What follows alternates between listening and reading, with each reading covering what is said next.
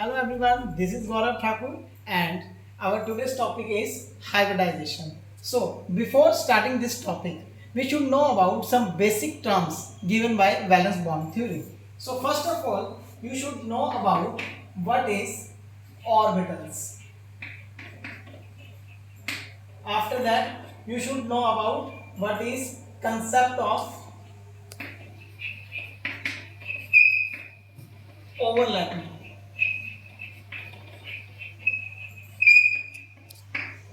And after that I will explain further what hybridization is. So सबसे पहले अगर हम ऑर्बिटल्स की बात करते हैं तो ऑर्बिटल्स क्या होते हैं? एटम्स के अंदर का वो रीजन जहां पर probability of finding electron maximum होते हैं. And after that concept of overlapping, ये हमें दिया था valence bond theory. Valence bond theory. ये कंसेप्ट क्या बोलता है? ये बोलता है कि जब दो एटम्स आपस में मॉलिक्यूल बनाते हैं तो कैसे बनाते हैं? उनके जो वैलेंस शेल में ऑर्बिटल्स होते हैं वो आपस में क्या करते हैं? ओवरलैप करते हैं. और उसी ओवरलैपिंग की वजह से क्या होती है? हमारे पास बॉन्डिंग होती है. ठीक है, तो इसके बाद जो हमें पता होना चाहिए that is, let us take the example of methane CH4. Okay, so in methane we know that the electronic configuration of carbon is ground state की अगर मैं बात करूँ तो क्या होगी? 1s2 2s2 2p2. ठीक है, लेकिन वैलेंस बॉन्ड के अकॉर्डिंग, वैलेंस बॉन्ड थ्योरी के अकॉर्डिंग हम सिर्फ लास्ट शेल लेते हैं बॉन्डिंग के लिए, पहले शेल को क्या करते हैं? इग्नोर करते हैं. ठीक है, तो मैं इसको कैसे लिख सकता हूँ? इसे ग्राउंड स्टेट को हम ऐसे लिख सकते हैं दिस. एंड आपको पता है पी के अंदर 3 ऑर्बिटल्स होते हैं 1 2, तो टोटल कितने इलेक्ट्रॉन्स हैं? 4. तो हम इस तरीके से करेंगे 1 2 3 4. ठीक है, लेकिन अब देखो यहाँ पर सिंगल पेड इलेक्ट्रॉन कितने हैं? सिर्फ 2. तो अब कार्बन तो 4 बॉन्ड्स बनाता है. लाइक वी नो दैट कि कार्बन जो है उसकी टेट्रावैलेंसी होती है, 4 बॉन्ड बनाता है. तो इसीलिए इन्होंने ये बताया कि जब दो एटॉमिक शेल्स के बीच में एनर्जी कम होती है तो ये क्या करेगा? यहाँ एक्साइट कर जाएगा, जंप कर जाएगा यहाँ पे. ठीक है, और एक्साइटेड स्टेट कार्बन की जो इलेक्ट्रॉनिक कॉन्फ़िगरेशन होगी, एक्साइटेड स्टेट कार्बन की जो इलेक्ट्रॉनिक कॉन्फ़िगरेशन वो क्या होगी?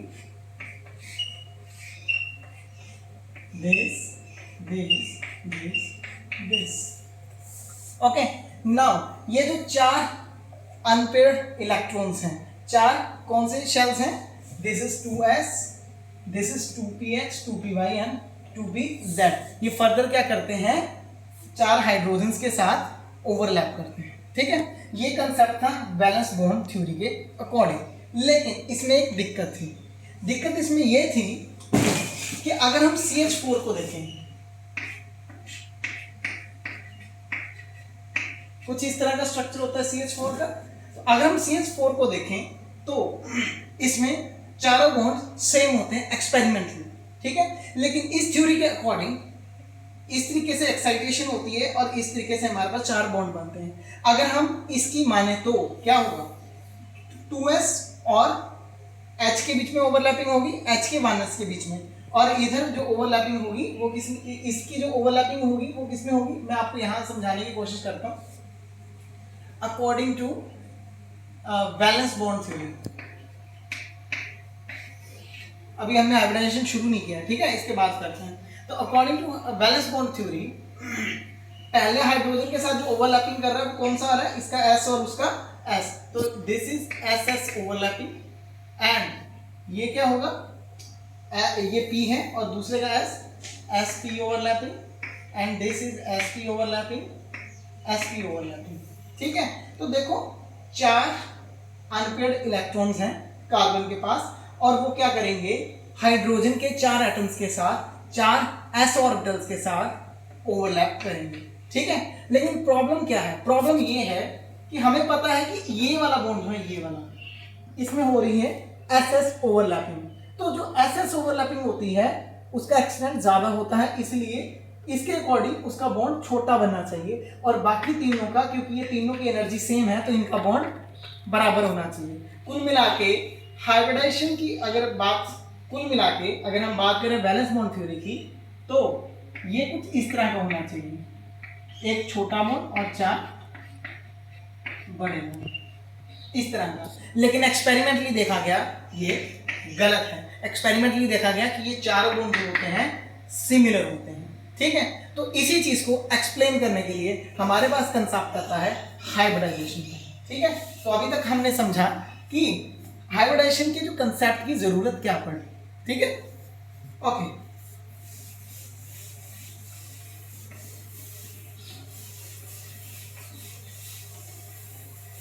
ओके, सो अब हम बात करते हैं व्हाट इज हाइब्रिडाइजेशन। ऐसा क्या होता है यहाँ पर कि चारों की जो बोन लेंथ है वो सेम होती है। ठीक है, तो सबसे पहले अगर मैं बात करूं हाइब्रिडाइजेशन होता क्या है।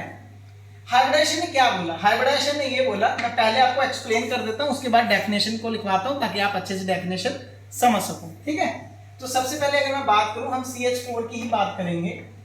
तो यहाँ पर इलेक्ट्रॉनिक कॉन्फ़िगरेशन ग्राउंड स्टेट की जो होगी वो क्या होगी, सेम वही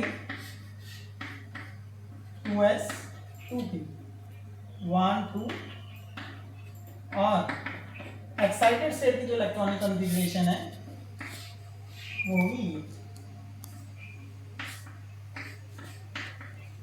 ठीक है, अब हाइब्रिडाइजेशन क्या बोलता है, हाइब्रिडाइजेशन ये बोलता है कि जो हाइड्रोजन के साथ इनकी ओवरलैपिंग हो रही थी उससे पहले एक फिनोमेना होगा, एक प्रोसेस होगी, और वो प्रोसेस को ही हम हाइब्रिडाइजेशन बोलते हैं। क्या होगा, बोले ये जो 4 ऑर्बिटल्स है ना, ये 4 ऑर्बिटल्स है, ये 2s है, ये 2p, ये 2ph 2py है, 2pz। बोले ये जो 4 ऑर्बिटल्स है ना आपस में इंटरमिक्स हो जाते हैं। क्या हो जाते हैं, इनकी हो जाती है इंटरमिक्सिंग। चारों ऑर्बिटल्स की क्या हो जाती है, इंटरमिक्सिंग, और मेरे पास 4 नए ऑर्बिटल्स बनते हैं, 4 नए ऑर्बिटल्स बनते हैं जिनकी एनर्जी शेप सब कुछ सेम होगा। ठीक है, ध्यान से देखेंगे, एक 2s 3 p के orbital that is px py pz, ये चारों ऑर्बिटल्स इंटरमिक्स होंगे, इंटरमिक्स होकर 4 नए ऑर्बिटल बनाएंगे, दैट इज इसका नाम भी sp3 होगा, इसका नाम भी sp3 होगा, इसका नाम भी sp3 होगा, इसका नाम भी sp3 होगा। ठीक है, अब इनमें इलेक्ट्रॉन्स भरते हैं, जब अब इनमें इलेक्ट्रॉन्स भरेंगे तो वो भरेंगे, पहले से 4 थे और अब नए जो 4 हाइड्रोजन है वो भी एक एक इलेक्ट्रॉन देंगे। तो इस तरीके से मैं बोल सकता हूं कि क्योंकि यहां पर ये कौन दे रहा है, हाइड्रोजन, हाइड्रोजन वननेस के साथ दे रहे हैं। ठीक है, दिस अब हम यहां से एक्सप्लेन कर रहे हैं कि चारों बॉन्ड सेम कैसे हैं। ठीक है, तो अभी मैं आपको इसको बना के समझाता हूं कि एक्चुअल में क्या हुआ ऑर्बिटल डायग्राम्स के थ्रू। ठीक है, लेकिन उससे पहले हम करेंगे अब इसकी डेफिनेशन। सो डेफिनेशन क्या है मैं बोल के बताता हूं इसकी definition. Intermixing of 2 or more orbitals having slightly difference in their energies। यहाँ पर इसकी एनर्जी थोड़ी कम है, इसकी एनर्जी थोड़ी ज्यादा है, लेकिन क्योंकि दोनों एक ही शेल के हैं तो हल्का सा एनर्जी डिफरेंस है। ठीक है, intermixing of 2 or more orbitals having slightly difference in their energies to give new set of same number of orbitals, new set of same number of orbitals having similar energies and shapes। तो ये जो new set of orbitals है इनकी energies और जो shapes है वो similar होंगे। ठीक है, इसको हम ऑर्बिटल फॉर्म में समझने की कोशिश करते हैं। मैंने आपको डेफिनेशन लिखवा दी, अब इसको ऑर्बिटल फॉर्म में समझने की कोशिश करते हैं। ठीक है, एग्जांपल हम CH4 का ही ले रहे हैं। ऑर्बिटल फॉर्म में समझाऊं तो sp3 हाइब्रिडाइजेशन में क्या हुआ, एक s ऑर्बिटल किसका, कार्बन का था ना, कार्बन की इलेक्ट्रॉनिक कॉन्फ़िगरेशन 2s है, मैं अगर मान लूं 2px है, 2py है, 2pz है। ठीक है, और ये इस तरीके से हो रहा है। तो अगर इसको एक्सप्लेन करना तो हम इसको ऑर्बिटल डायग्राम से ऐसे एक्सप्लेन कर सकते हैं कि एक 2s and 3 2px sorry 2p orbitals, that is कौन कौन से, 1 2s plus 2px plus 2py plus 2p z। ये 4 ऑर्बिटल्स जो कि कार्बन के पास हैं वैलेंस शेल में, क्या होंगे आपस में इंटरमिक्स, और इंटरमिक्स होकर, इंटरमिक्सिंग को क्या बोलते हैं, हाइब्रिडाइजेशन इसी को बोलते हैं ना।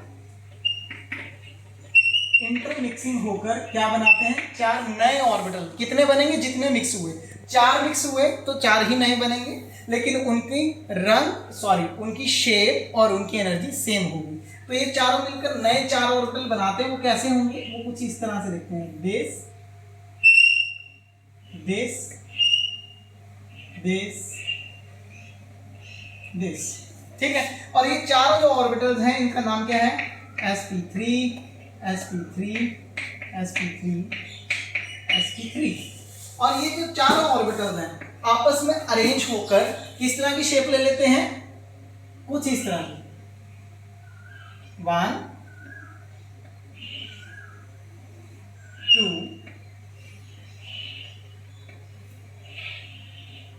इस तरह। और इस ज्योमेट्री का नाम होता है,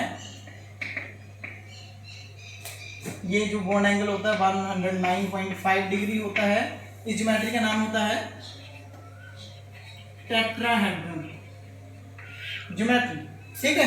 तो आप देखो, हाइब्रिडाइजेशन एक्सप्लेन करने क्या आया था, हाइब्रिडाइजेशन एक्सप्लेन करने आया था कि चारों बॉन्ड सेम कैसे होते हैं CH4 के, लेकिन उसने साथ में एक और चीज एक्सप्लेन कर दी, क्या, that is geometry of the molecule.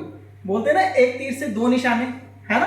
तो हाइब्रिडाइजेशन ने जो इसके पर्पज इसका ये था कि चारों बॉन्ड सेम कैसे होते हैं इसे एक्सप्लेन करना, लेकिन इसमें साथ में क्या एक्सप्लेन कर दिया कि हम मॉलिक्यूल की ज्योमेट्री कैसे प्रिडिक्ट कर सकते हैं। तो हाइब्रिडाइजेशन की हेल्प से हम मॉलिक्यूल में किसी भी मॉलिक्यूल की ज्योमेट्री भी प्रिडिक्ट कर सकते हैं, ठीक है। तो ये था मेरे पास CH4 मीथेन, जिसके थ्रू हमने हाइब्रिडाइजेशन के कंसेप्ट को समझा, ठीक है। बाकी हम नेक्स्ट क्लास में करेंगे। इसके टाइप्स भी होते हैं, जैसे कि ये sp3 था, तो इसका नाम sp3 क्यों पड़ा, क्योंकि एक s और 3 p थे, है ना। वहीं एक s और 2 p होते तो sp2 हाइब्रिडाइजेशन होती, एक s और एक p होता, उनमें इस तरीके से क्या होती, इंटरमिक्सिंग, तो क्या होता उनमें sp ओवरलैपिंग होती। एक बार यहाँ पर हम देखेंगे कि यहाँ पर इस तरीके से 4h ओवरलैप करते हैं, ठीक है। इस तरीके से ये 4h ओवरलैप करते हैं, ये 4h s, ये किनके, हाइड्रोजन के, ये हाइड्रोजन के हैं, ठीक है। ये इस तरीके से ओवरलैपिंग हो गई है। और अब हम एक्सप्लेन कर सकते हैं कि ये जो है इस तरीके की शेप इसकी होती है, दैट इज CH, ठीक है। और चारों बॉन्ड इसके सेम है, क्योंकि चारों हाइब्रिडाइजेशन होने के बाद चारों ऑर्बिटल्स की जो एनर्जी थी वो सेम थी। इन्हें बोलेंगे हाइब्रिड ऑर्बिटल्स। ये जो नए ऑर्बिटल बनते हैं इन्हें हम बोलते हैं हाइब्रिड ऑर्बिटल्स, ठीक है। और चारों की सेम है। एक इसमें एक और चीज है, और चीज ये है कि इस बार अब इंटरमिक्सिंग होने के बाद जो ओवरलैपिंग होगी किस किस के बीच में होगी, अब वो होगी H का S एंड ये वाला जो ऑर्बिटल है, ये वाला, ये क्या है, sp3। तो ये ओवरलैपिंग जो हुई है किसकी हुई है, sp3 H ओवरलैपिंग। ये चारों बॉन्ड किस ओवरलैपिंग से हुए हैं, sp3 H ओवरलैपिंग से, ठीक है। तो आज के लिए बस इतना ही। Thank you very much.